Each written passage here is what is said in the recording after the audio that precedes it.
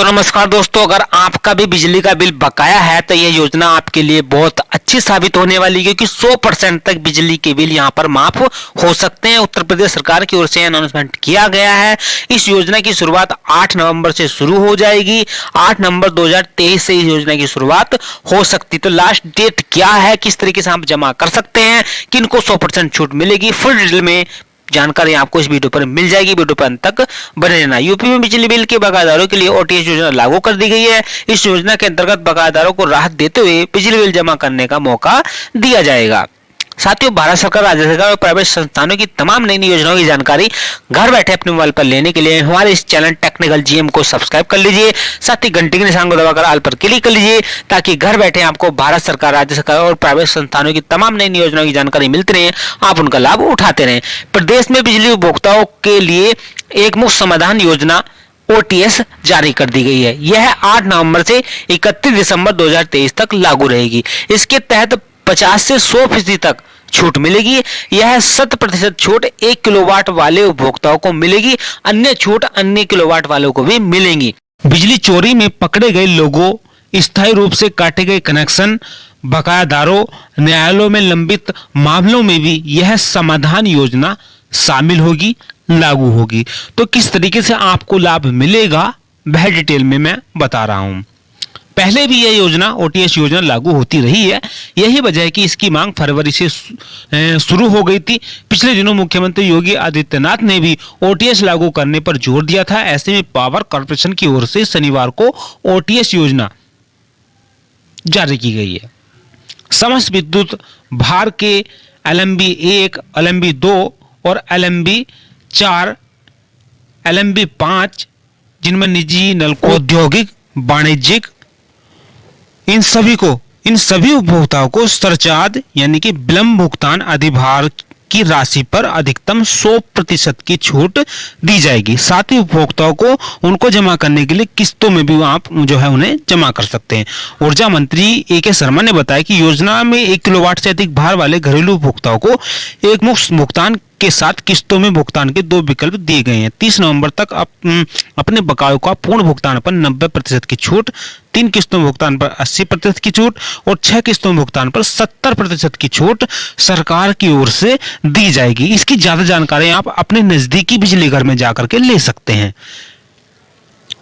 1 से 15 दिसंबर तक पूर्ण भुगतान पर 80% की छूट, 3 किस्तों भुगतान पर 70% की छूट, 6 किस्तों भुगतान पर 60% की छूट और 16 दिसंबर के बाद पूर्ण भुगतान पर 70% की छूट और 3 किस्तों में भुगतान पर 60% तक, 6 किस्तों में भुगतान पर 50% तक की छूट दी जाएगी। इसी प्रकार 3 किलोवाट भार तक के वाणिज्यिक उपभोक्ताओं द्वारा 30 नवंबर तक अपने बकाये का पूर्ण भुगतान पर 80% की छूट, 3 किस्तों में भुगतान पर 70% की छूट।